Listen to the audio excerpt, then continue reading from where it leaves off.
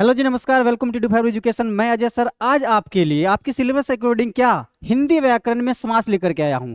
जैसे मैंने आपको उपसर्ग प्रत्यय पढ़ाया था, उसके बाद क्या किया था कि प्रीवियस ईयर जो भी वीवीआई क्वेश्चन है वो लेकर के आया था। और आज जो आपका सिलेबस में क्या है, आपको समास भी पढ़ना है और वो समास लेकर के आया हूं। ठीक इसके बाद मैं जो आपको ये समास बताने वाला हूं, 1 नैनो सेकंड में आप क्या करोगे, लाइफ टाइम कोई भी एग्जाम हो, किसी भी तरह का एग्जाम हो, आप समास दोबारा नहीं पढ़ना पड़ेगा।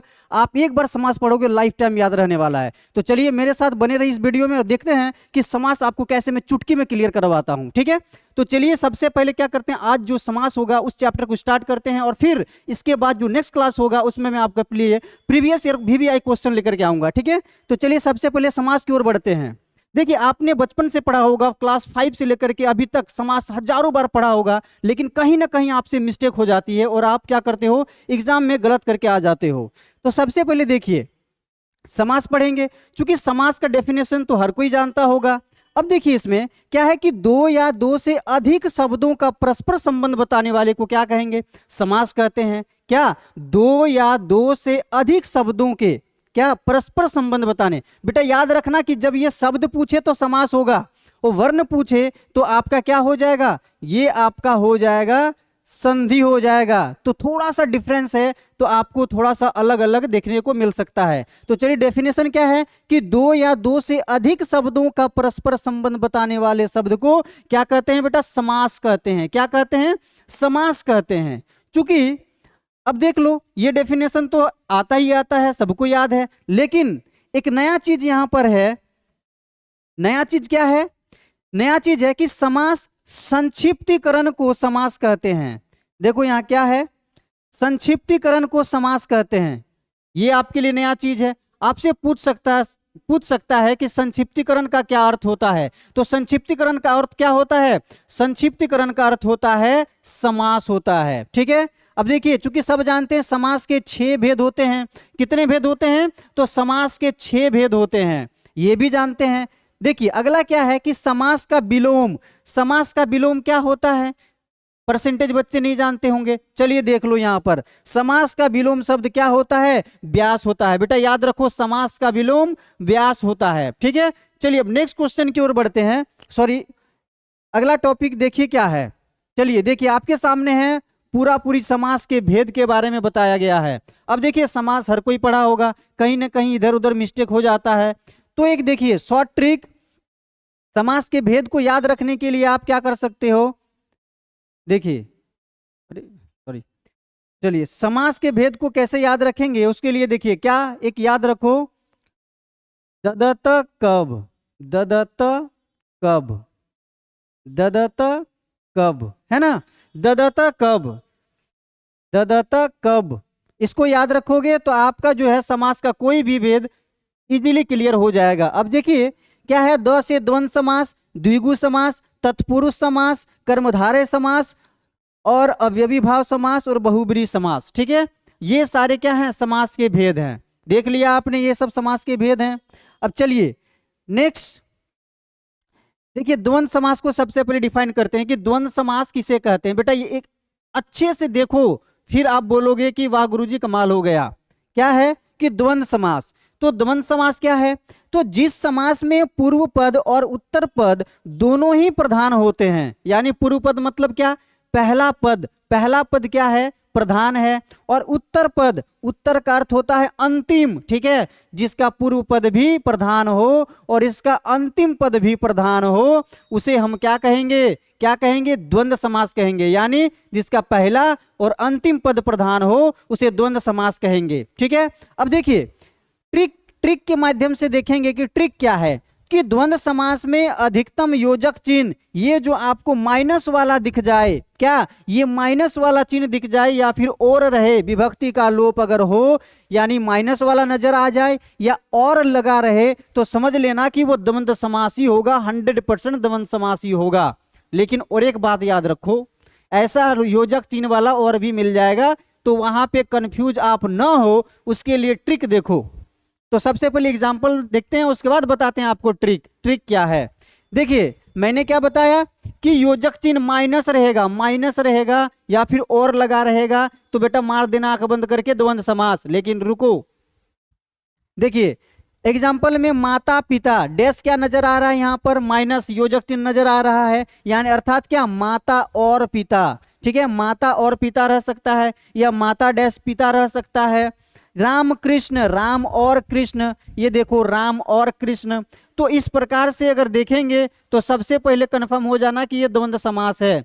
अब इससे भी 100% कंफर्म होने के लिए बेटा याद रखना, ये हमेशा एक दूसरे के ऑपोजिट होंगे। लिंग वचन कुछ भी हो जाए कोई दिक्कत नहीं, याद रखना कि ये हमेशा एक दूसरे का ऑपोजिट अगर है, क्या एक तो योजक चिन्ह रहना जरूरी है और रहना जरूरी है, या फिर देख लेना एक दूसरे का अगर ऑपोजिट है यानी उल्टा है, तो वो 110% आपका द्वंद्व समास होगा, कुछ हो ही नहीं सकता है। जैसे माता का उल्टा पिता, भाई बहन, भाई और बहन।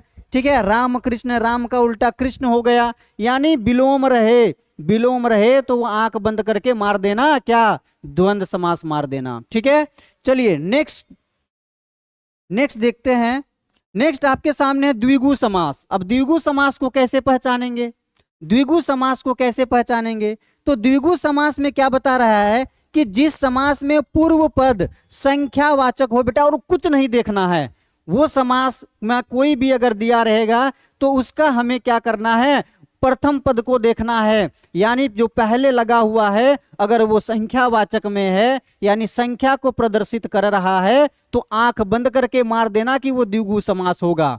कौन सा समास, द्विगु समास, यानी जिसमें आपको उस शब्द में क्या नजर आ जाए, संख्या नजर आ जाए, तो वो आंख बंद करके द्विगु समास मार देना, क्योंकि द्विगु के अलावा कुछ हो ही नहीं सकता है। अब जैसे यहां पर उदाहरण देखते हैं, नवरत्न, नव में क्या दिख रहा है, 9 गो रत्न, नवरत्न।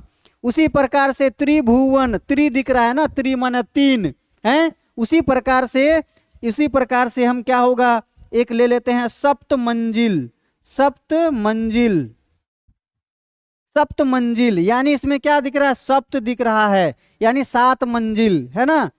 जैसे 9 रत्न, 9 रत्नों का समूह, त्रिभुवन, 3 भुवनों का समूह, त्रिभुवन है ना। तो इसी प्रकार से अगर आपको पूर्व पद में क्या संख्या नजर आ जाए, संख्या नजर आ जाए तो वो द्विगु समास होगा। चलिए अब दो हमने पढ़ा, क्या, एक द्वंद्व समास, दूसरा द्विगु। तो द्वंद्व में क्या योजक चिन्ह रहे और एक दूसरे का विलोम हो, ऑपोजिट हो, उल्टा हो, द्वंद्व। और द्विगु में क्या, प्रथम पद संख्यावाचक हो तो द्विगु समास हो जाएगा। तो कोई गलती होगा क्या, नहीं। चलिए बताइए कैसा लग रहा है क्लास। चलिए नेक्स्ट देखिए, नेक्स्ट है तत्पुरुष समास। क्योंकि तत्पुरुष समास अगर हम पढ़ेंगे तो उसमें भी 6 पढ़ना पड़ेगा, तो इसको हम लोग बाद में देखते हैं, सबसे पहले अगला देख लेते हैं। चलिए तत्पुरुष को लास्ट में करेंगे ताकि बढ़िया से आपको कॉन्सेप्ट क्लियर हो। देखिए अब है आ गया कर्मधारय समास। कौन सा समास, कर्मधारय समास। अब देखिए कर्मधारय समास में क्या है कि जिस समास में पूर्व पद विशेषण हो, पूर्व पद मतलब पहला वाला पद विशेषण होगा, और उत्तर पद यानी अंतिम पद जो होगा वो विशेष्य होगा, उसे कर्मधारय समास कहते हैं। यानी ये डेफिनेशन है कि जिस समास में पूर्व पद यानी पहला वाला पद क्या विशेषण हो और अंतिम पद यानी उत्तर पद क्या हो, अगर वो विशेष हो तो वह कर्मधारय समास होता है। कौन सा समास, कर्मधारय समास होता है। अब इसको ट्रिक क्या है, ट्रिक इतना छोड़ दो कि विशेषता बताने वाला समास को कर्मधारय समास कहते हैं, उतना छोड़ो, सीधी याद रखो कि विशेषता जो बताएगा, जिस समास में विशेषता नजर आएगी वो ही क्या हो जाएगा, हमारा कर्मधारय समास होगा। कौन सा समास होगा, कर्मधारय समास होगा। अब जैसे उदाहरण में देखते हैं, काली मिर्च, काली मिर्च। अब देखिए पहला पद क्या है, काली, और दूसरा पद में क्या है, उत्तर पद क्या है, मिर्च है। यानी काली मिर्च, यानी काली है जो मिर्च, यानी मिर्च की विशेषता क्या बता रहा है, मिर्च की विशेषता बता रहा है कि मिर्च काली है। मिर्च कैसी है, काली है। उसी प्रकार से नील कमल को देख लो, कमल की विशेषता क्या है कि वह नीला है, कमल की विशेषता क्या है कि वह नीला है। उसी तरह से पीतांबर को देख लो तो यानी पीला है, जो अंबर यानी जो कपड़ा है वो किस रंग का है, पीला है, यानी उसकी विशेषता क्या है कि वो पीला है। ठीक है, चलिए, यानी जो मेरा काली मिर्च है उसमें मिर्च क्या है, मिर्च क्या है, ये हो गया विशेष, क्या है, विशेष है। और जो मिर्च जो है वो विशेष हो गया और काली जो हो गया वो विशेषण हो गया। यानी मिर्च की विशेषता बता रहा है कि कैसी है, तो भाई काली है। अर्थात विशेषता बताने वाले शब्द को ही हम लोग क्या कहते हैं, कर्मधारय समास कहते हैं। यानी ऐसा समास जो विशेषता बताए उसको हम लोग कर्मधारय समास कहते हैं। ठीक है, चलिए नेक्स्ट है अवयवी भाव समास। क्या है, अवयवी भाव समास। अवयवी भाव समास में जिस समास में पूर्व पद, देखिए क्या है, पूर्व पद, पूर्व पद यानी पहला वाला क्या है, अवयव हो, अवयवी भाव समास कहलाता है। अवयव से ही अवयवी भाव समास, उसके नाम से ही पता चल रहा है, डेफिनेशन याद रखने की जरूरत नहीं है। ये अवयव यानी पहला पद अवयव हो, उसे क्या कहते हैं, अवयवी भाव समास कहते हैं। अब जैसे ट्रिक में देख लो कि प्रत्येक उपसर्ग वाला शब्द अवयवी भाव समास कहलाता है। यानी प्रत्येक उपसर्ग वाले शब्द क्या होता है, क्या होता है, अवयवी भाव समास होता है। यानी उपसर्ग किसे कहते हैं, मैं तो पढ़ा चुका हूं, जो शब्द के पहले लगकर उसका अर्थ बदल दे उसे उपसर्ग कहते हैं। शब्द के पहले लगकर उसका अर्थ बदल दे उसे उपसर्ग कहते हैं। और यहाँ ट्रिक में क्या कह रहा है कि उपसर्ग वाले जितने भी शब्द हैं सारे शब्द अवयवी भाव समास होंगे।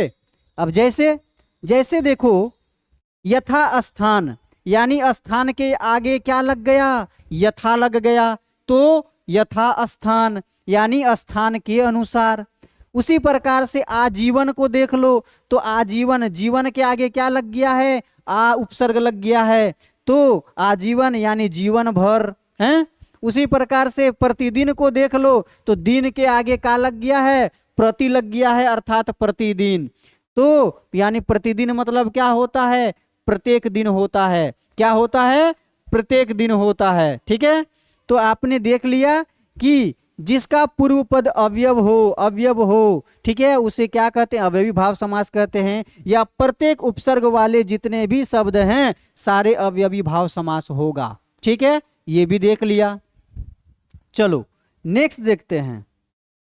नेक्स्ट है बहुव्रीहि समास। क्या है, बहुव्रीहि समास। अब देखिए बहुव्रीहि समास किसको कहते हैं, जिस समास में दोनों पदों के माध्यम से एक विशेष यानी तीसरे अर्थ का बोध होता है उसे बहुव्रीहि समास कहते हैं। क्या, यानी जिस समास में दोनों पदों को जो दो पद के माध्यम से तीसरे का बोध होगा तो वह बहुव्रीहि समास होगा। यानी जब दो व्यक्ति मिलकर के बात करता है तो तीसरे का बात करता है, यानी तीसरे का जिक्र होता है, तो वहां पर बहुव्रीहि समास होता है। ठीक है, अब देख लीजिए जैसे जैसे दशानन, यानी 10 सिर हो जिसका, 10 सिर हो जिसका, यानी कौन, 10 सिर हो जिसका, 10 सिर हो जिसका, यानी 10 मुख है जिनका, अर्थात रावण। यानी 10 सिर वाला कौन, किसका बात हो रहा है, रावण का बात हो रहा है। 10 सिर मिलकर किसके बात हो रहा है, वहां रावण का बात हो रहा है। उसी प्रकार नीलकंठ, कंठ जिसका नीला हो, कंठ जिसका नीला हो, अर्थात किसका बात किया जा रहा है, बात किया जा रहा है शंकर जी अर्थात शिव जी, महादेव जी का बात हो रहा है। ठीक है, यानी कंठ जिसका नीला हो, ठीक है, नीलकंठ अर्थात महादेव।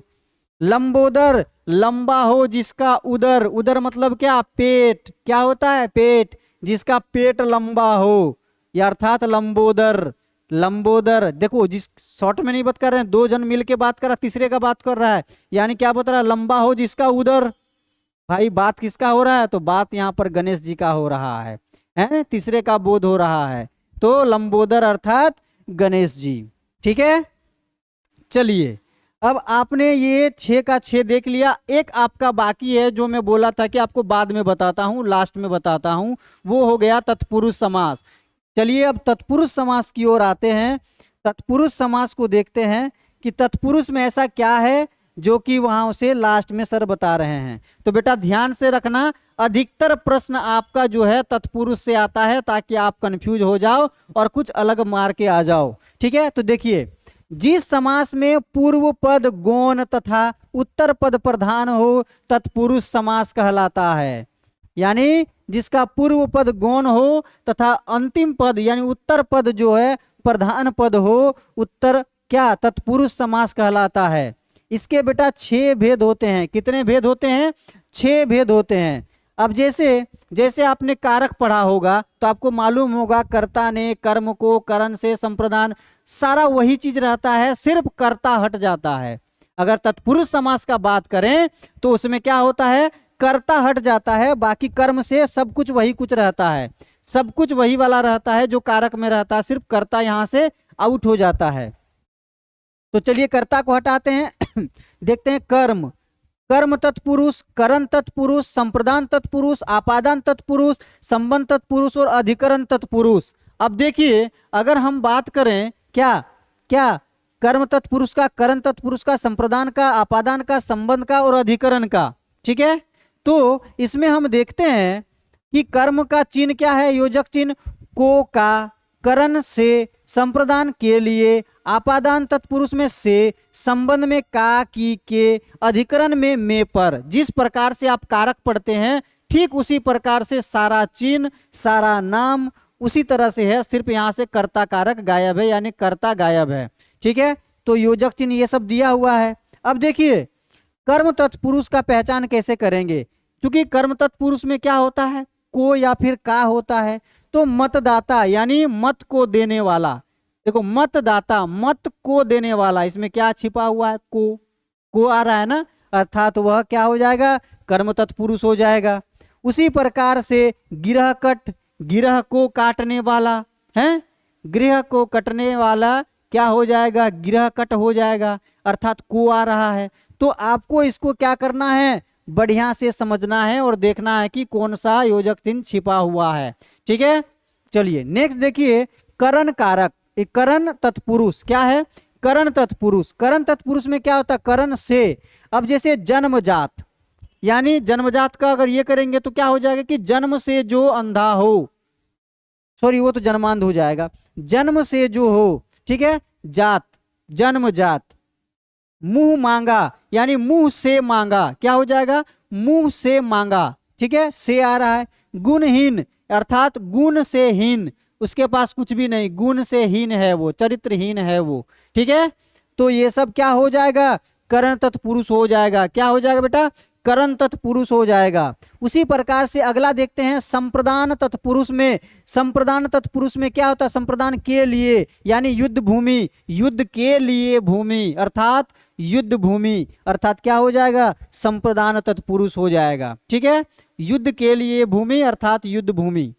उसी प्रकार से हथकड़ी यानी हाथ के लिए कड़ी, हाथ के लिए कड़ी अर्थात हथकड़ी। के लिए किस में आता है? याद रखो संप्रदान में आता है, तो झट से मार दो क्या? संप्रदान तत्पुरुष। ठीक है, उसी प्रकार सत्याग्रह, सत्याग्रह यानी सत्य के लिए आग्रह, किसके लिए? सत्य के लिए आग्रह आ रहा है, अर्थात वो झट से मार देंगे। संप्रदान में क्या होता है? के लिए होता है, तो वह संप्रदान तत्पुरुष हो जाएगा। ठीक है, चलिए नेक्स्ट क्या है? चौथा है आपादान। आपादान में क्या होता है? से। आपादान मतलब से।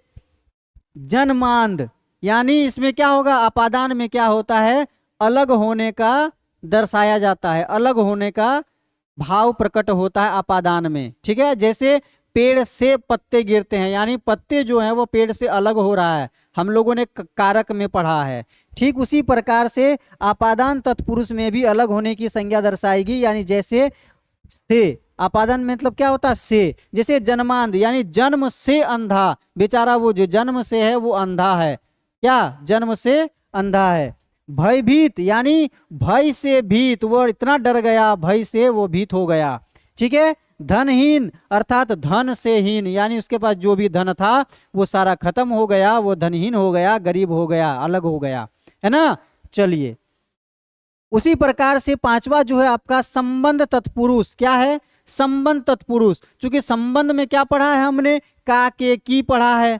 तो जैसे प्रेम सागर अर्थात प्रेम का सागर, क्या प्रेम का सागर अर्थात क्या हो जाएगा, संबंध तत्पुरुष हो जाएगा, प्रेम का सागर, प्रेम सागर। दिनचर्या, दिन का चर्या है, दिन का चर्या अर्थात दिनचर्या, तो ये भी क्या हो जाएगा, संबंध तत्पुरुष हो जाएगा। उसी तरह से भारत रत्न, भारत का रत्न, भारत रत्न का के की संबंध आ रहा है, भारत का रत्न, ठीक है, तो वो संबंध तत्पुरुष हो जाएगा। ठीक, चलिए नेक्स्ट है आपका अधिकरण, अधिकरण तत्पुरुष। अधिकरण क्या होता है, में पर, अधिकरण में क्या होता है, में पर, अधिकरण में पर। तो जैसे नीति निपुण, नीति में निपुण, नीति में निपुण अर्थात अधिकरण तत्पुरुष हो जाएगा, अधिकरण तत्पुरुष समास हो जाएगा। ठीक है, उसी प्रकार से आत्मविश्वास, यानी क्या, आत्म में विश्वास, आत्मा पर विश्वास, आत्मा पर विश्वास, आत्मविश्वास।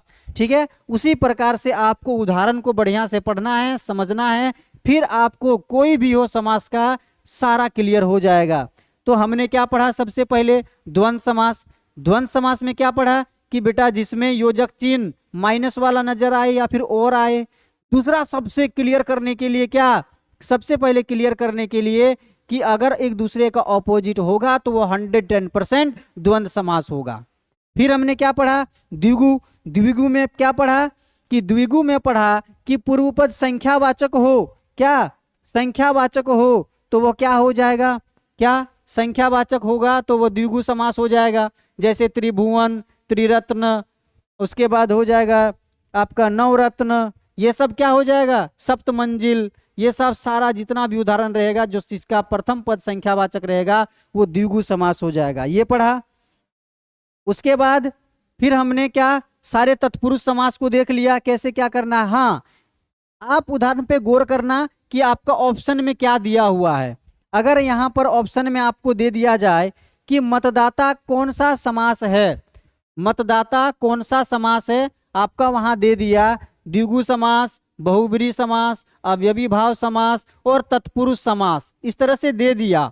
और वहां पर अगर आपका कर्म तत्पुरुष, करण तत्पुरुष, संप्रदान ऐसा कोई उदाहरण नहीं है तो आंख बंद करके मार देना कि यह तो क्या तत्पुरुष समास है। अगर तत्पुरुष समास का ये सब उदाहरण दिया रहेगा कि मतदाता कौन सा समास है, कर्म होगा कि करण होगा कि संप्रदान होगा कि आपादन होगा, तो उस स्थिति में आपको कर्म तत्पुरुष मारना है। ठीक है, चलिए, तो मैंने अभी क्या किया, आपको इस तरीके से क्या किया कि सारा समास को देख लिया, सारा समास के उदाहरण को देख लिया कि कैसे क्या करना है, मैंने आपको बहुत ही बढ़िया से बता दिया। आप एक बार वीडियो को क्या करना, घर में बेहतरीन ढंग से देख लेना है, समझ लेना है, फिर आपका लाइफ टाइम कभी भी कोई समास नहीं भूलोगे। साथ में आप क्या करोगे, घर पे आप कोई भी बुक उठाना, उसमें से जो भी समास है, समास जो भी रहेगा उसको आप लिख डालना कॉपी में। उसके बाद आप खुद से कोशिश करना कि ये वाला कौन सा समास है, चंद्रशेखर कौन सा समास है, नवरत्न कौन सा समास है,